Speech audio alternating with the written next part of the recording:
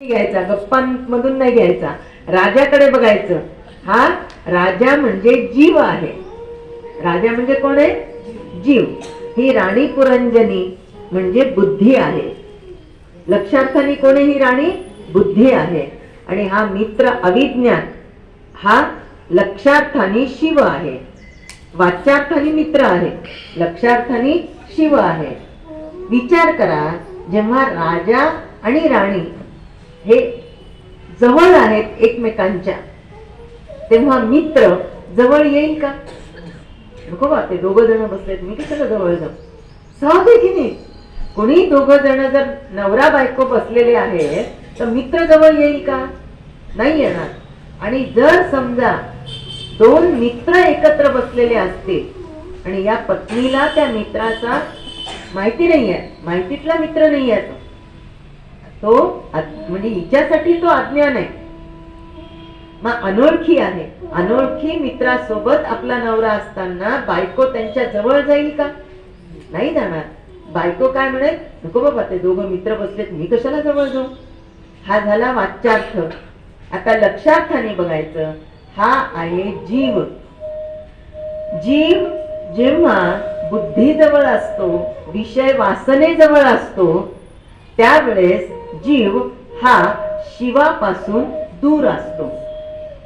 काम वासनेमध्ये आहे, विषय वासनेमध्ये आहे, व्यसनामध्ये आहे, तेव्हा जीव शिवापासून दूर असतो.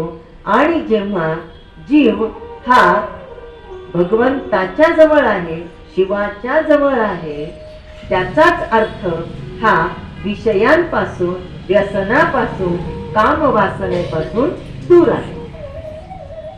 ही आमची स्वतःची परीक्षा आहे, माझी स्वतःची परीक्षा आहे, रोजची परीक्षा आहे, 24 तासांची परीक्षा आहे.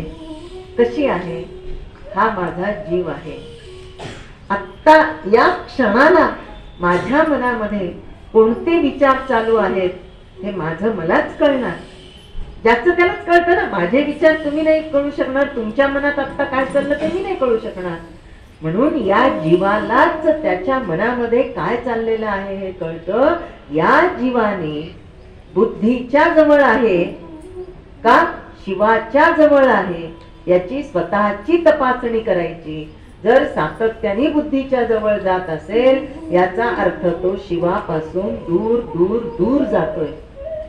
आणि जो जीव, बारकाईचं वाक्य आहे का, जो जीव सातत्याने शिवापासून दूर जातो तो जीव लवकरच शव होतो.